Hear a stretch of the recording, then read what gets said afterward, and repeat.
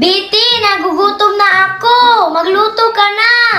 Ako din, Betty. Nagugutom na ako. Gusto ko nang kumain ng hotdog. Magluto ka na, Betty. Sandali lang, Buboy! Nagpapainit pa ako ng kawali! Ilagay ko talaga yung kamay ko dito para yan yung maluto. Sandali lang, hintayin niyo muna, Nicole! Pinapainit ko muna yung kawali. Ayan! Para ilagay ko yung uwel para makapagluto na ako ng hotdog! O sige, Betty. Maghihintay kami dalawa ni Nicole. Hala, Betty. Mainit na yung kawali. Lagay mo na yung uwil. Hala, oo nga, Nicole! Sobrang init na yung kawali! Ilagay ko na yung oil! Ayun yung oil! Ayan, dapat maliit lang! Ayan, tama na yan! Painitin lang natin yan! Tapos, kailangan natin na ilagay mamaya yung hotdog! Isusunod natin yung lakasan natin yung apoy! Ayan! Excited na ako maluto tong hotdog! Para lalagyan natin siya ng marshmallow! Wow, ang sarap yun. May marshmallow na ang hotdog. Oo, Nicole. Masarap talaga yun. Nakakain na ako eh. Ayan, ilalagay ko na yung hotdog, Nicole Buboy! Ay! Hala! Hala! Hala! Ang sakit naman ito! Ayan, ilagay ko pa! Maglagay pa ako ng marami! Ha? Ang sakit naman ito! Ilagay ko pa, ayan! Wow! Ang galing-galing ko magluto! Ang galing talaga ni Mami dahil tinuruan ako kung paano magluto ng hotdog! Marunong ba kayo magluto, Nicole at Buboy? Hindi ako marunong magluto ng Betty ng hotdog. Buti ka pa marunong magluto. Oo nga, Betty. Hindi ako marunong din magluto ng hotdog. Ah, ganun ba? Buti na lang marunong ako magluto. Hintayin na lang natin maluto tong hotdog, Buboy at Nicole. Sige, Betty. Excited na din ako kasi gutom na rin ako. Ako din, Betty. Gutom na ako. Gusto ko nang kumain ng hotdog. Hoy, Betty! Luto na yung hotdog! Tanggalin mo na! O sige, tanggalin ko na. Mag-ingat ka, Betty! Baka mapasok ka! Oo nga! Huwag kayong mag-alala, magaling ako dito. Ayan, tatanggalin ko na. Ang sarap! Oo, ang sarap-sarap yan. Alam nyo ba, favorite ko tong hotdog, Nicole. Kami din! Talaga? Ito Oo. yung pinapaulam ni Mami sa akin eh. Ayan, papalamigin lang muna natin to sa gilid. Buboy, dito ka, Buboy. Ayan, dito ka. Dapat tabi kayo sa akin para makita nyo kung paano magluto ng hotdog. Ayan, ilagay pa natin yung iba. Huwag kayong matakot. Ayan. Wala, natakot ka ba? Oo, Betty! Baka malala! Maano Makunan yan? ako ng mantika! Hindi naman yan eh. Tingnan mo. O, di ba? Walang natapon. Ayun, Yan, oh. Maliit lang naman yan. Ayan, hintayin natin yan maluto lahat para ipanglagay natin yung marshmallow sa hotdog. Oo nga, Betty! Ready na yung marshmallow! Tulungan niyo ako mamaya, ha? O sige, Betty! Ah, sige. Maghintay lang kayo doon. Upo lang kayo. Go! Sige! Ayan. Last na tong lulutuin ko para itutuhugin na namin yung hotdog. Tapos ilagay namin yung marshmallow dito sa taas. Yung hotdog dito, tapos marshmallow dito. Favorite ko pa naman yun. Excited na ako maluto to lahat. Hintayin ko na lang to maluto. Ayan. Ang bango-bango. Gusto ko nang kumain kasi nagugutom na ako. Maghintay ka naman, Buboy. Patay gutom ka talaga. Last na to, Buboy, Nicole! Naluluto na yung hotdog! Tanggalin ko na para makapagsimula na tayong magtuhog! Patayin ko muna to. Ayan! Kasi baka masunog pa yung hotdog natin! Ayan, ilagay ko na! Ayun!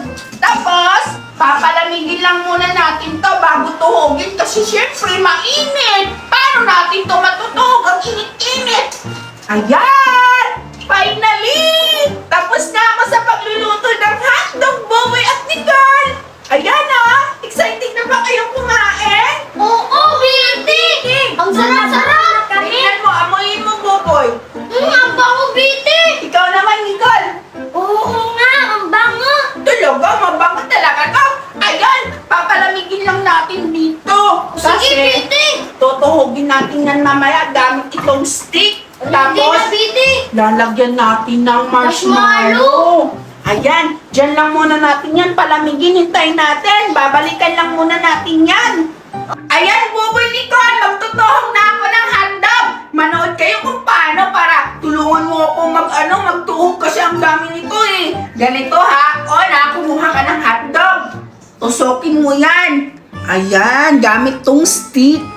O, di ba? Ganun lang kabilis. Tapos, ilagay mo muna yung marshmallow. Ganyan. Tapos, ibang kulay naman. Ayan, ganun lang. Tapos, ano pang sunod? Ito, orange. Ang dali lang pala, Biti. Oo, Wow. di ba? Tulungan niyo ako, kumuha kayo ng stick. Ayan, ilagay natin. Ayan, tapos na ako. Ikaw naman, Buboy, paano? Marunong ka ba? Oo, Biti. Sige nga, ito yung marshmallow. Sige. Ayan, lagyan mo. Ayan. Sige, galingan mo ha. Bakit wala kang yelo, Biti? Ano pala yan? Yellow man yan. Ayan, blue-green. Ha? Bakit mayroon pa dito? Biti, tama ba yung ginawa ko, Biti? Oo, tama yan, Nicole. Ang galing mo naman. Ang bilis mong matuto. Yan, Biti, natapos na natin tuhugin yung hotdog at marshmallow.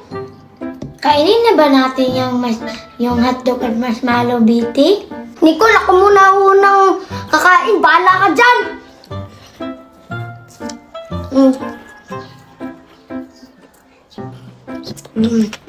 Ano ba yan, Buboy? Dapat sabay-sabay tayo kumain. Sumbong kita kay Biti. Biti, si Buboy kumain ng hotdog. Ano? Ang daya naman! Ako yung nagluluto, tapos kinain niya na agad. Umihi lang ako. Tara, puntahan natin! Ang sarap talaga. Isa pa nga. Hi, Bubay! Ano ba yan? Bakit kumain ka na agad? Nagugutom kasi ako, Biti. Hindi mo lang naman kami hinintay. Patikin nga ako. O, ikaw, Nicole. Ang harap. Oo nga, masarap yung marshmallow with hotdog. Ang sarap-sarap naman pala.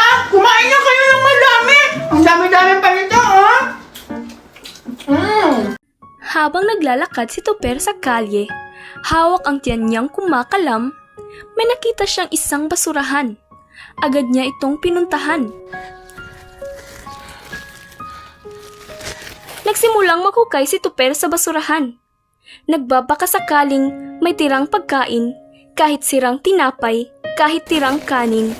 Basta may ipaglaman lang sa kumakalam na tiyan. Minsan, iniisip ko, bakit ganito ang buhay? Habang ang iba'y nagrereklamo sa ulam nilang paulit-ulit. Ako'y masaya na kahit anong mahuhugot ko sa basurahan. At agad niyang kinuha ang tinapay. Tatanggalin ang dumi at kakainin ito ng dahan-dahan na para bang isang mahalagang pagkain para sa kanya. Ang iba, tinatapon ng pagkain. Pero para sa katulad kong wala, bawat butil ng kanin, bawat piraso ng tinapay ay isang biyaya na hindi ko hahayaang masayang.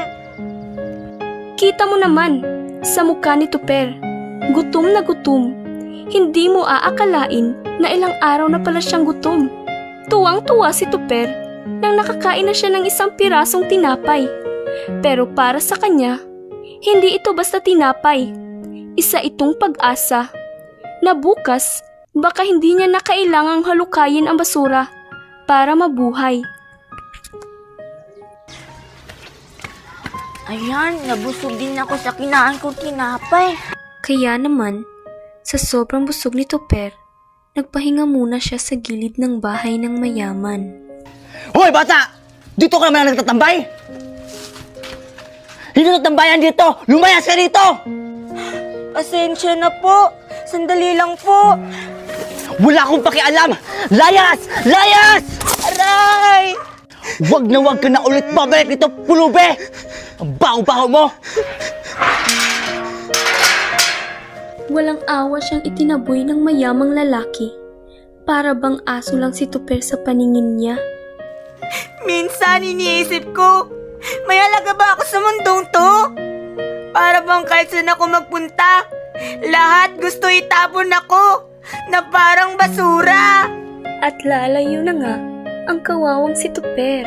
Habang nakaupo si Tuper sa gilid ng kalsada, pagod at gutom, tahimik niyang pinagmamasdan ang mga taong naglalakad, mga nakaayos na pamilya, mga batang masaya at mga estudyanteng papasok pa lang sa paaralan. Ang bigat naman ito. Napansin niya ang isang batang may dalang bag. Malinis at maayos ang uniforme. Dahan-dahan lumapit si Tuper, parang nahuhumaling sa kasuotan ng bata, lalo na sa bitbit nitong bag. Ang ganda naman ng bag mo. Nag-aaral ka ba? Oo, papunta pa lang ako sa school. Excited na akong pumasok. Ngumiti si Tuper na may halong lungkot. Masaya ba yon? Oo, ang saya sa school. Ang daming laro, madaming kaibigan, tapos may masarap na pagkain. Ang saya siguro yung may recess, may baon, may upuan sa loob ng silid-aralan. Yung may guro ka nagtuturo at hindi yung gutom ang magtuturo sa'yo kung paanong mabuhay. Dahan-dahan niyang itinaas ang kamay at mahina niyang hinawakan ang braso ng bata. Hindi niya napansin na madumi ang kanyang kamay. Iniwanan ng mabahagyang mansa ang puting uniforme ng bata. Ay, madumi! Diyos ko! Bakit minawakan ang anak ko? Napakadumi mo! Baka mahawa pa siya sa sakit mo!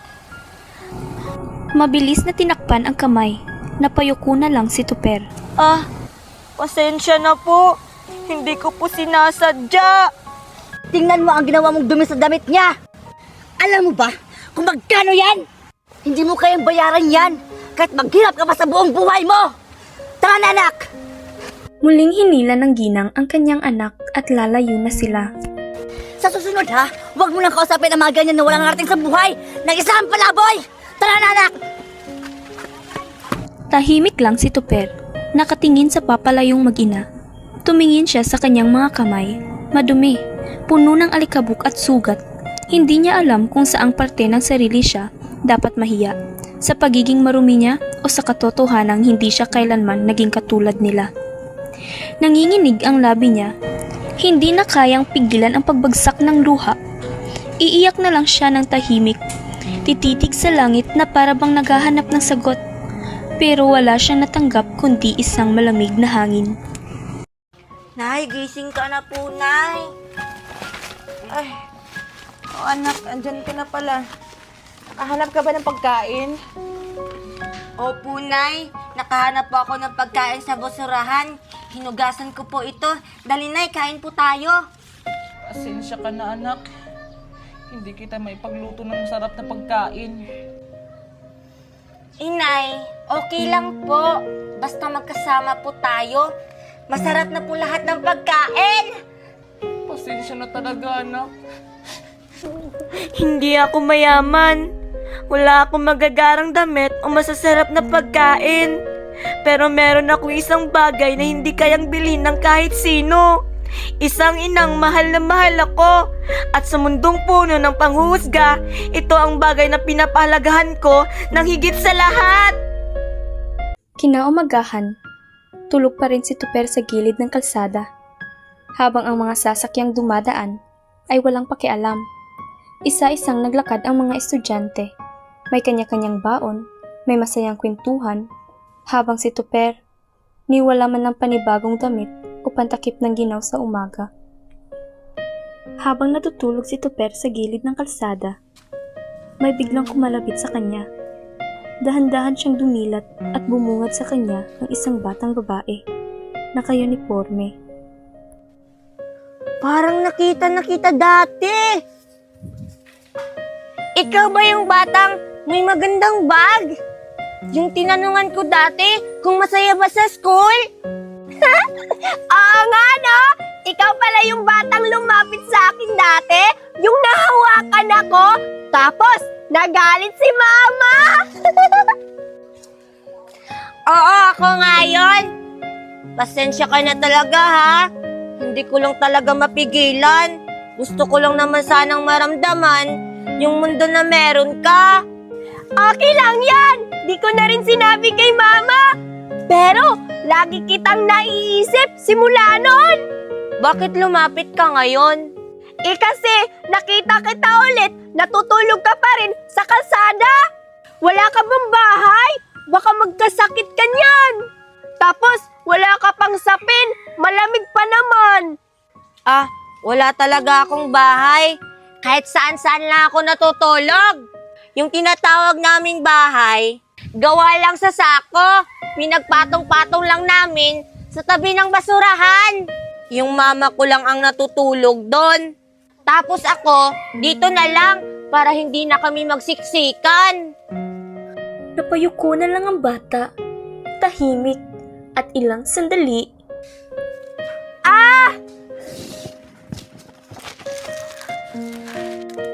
Bata, sa'yo na lang to. Hindi ko na to kakainin. Kunin mo. Kasi mukhang hindi ka pa kumakain. Sige na, kunin mo na. Huwag ka nang mahiya. Salamat talaga, bata, ha? Alam mo ba, ilang taon na akong hindi nakakain ng ganito. Ang saya-saya ko ngayon. Kasi kahit ganito ako, may mga tao pa rin gustong bigyan ako ng mga pagkain. Ano ka ba? Simula ngayon, kaibigan na tayo. Talaga? Kaibigan na tayo? Kaibigan na tayo. Hala, lagot! Late na ako sa school. Mauna na ako, bata. Kasi may pasok pa ako. Sige, bata. Alis na ako, ha? Sige, mag-ingat ka. Salamat sa pagkain, ha? Wow, ang sarap-sarap naman nito. Habang papalayo si Betty, bigla niyang naalala na nakalimutan pala niyang itanong kung ano ang pangalan ng batang pulubi. Ay, nakalimutan ko palang itanong kung anong pangalan ng bata. Oy, bata! Ano yon? May nakalimutan ka ba? Hindi ko pala natatanong. Ano palang pangalan mo? Ako nga pala si Tuper. Tuper? Gusto mo laro tayo mamaya pag uwi ko sa school? Ha? Gusto mo makipaglaro sa akin? Bakit? Ayaw mo ba akong kalaro? Gustong gusto kita kalaro. Yun naman pala Laro tayo mamaya, ha? O sige. Pero hindi ka ba natatakot sa akin? Tignan mo ako, oh. Ang dungis-dungis ko. Tapos, ang baho-baho ko pa. Hindi ka ba nang didiri? Hindi. Hindi naman ako nagbabase sa kung anong hitsura o amoy ng tao. Ang importante, magkaibigan naman tayo, di ba? Oo, magkaibigan tayo. Sige, Tuper. Pasok na ako sa school, ha? Hanggang sa muli, Tuper. Sige, Betty. Bye-bye. Salamat sa pagkain.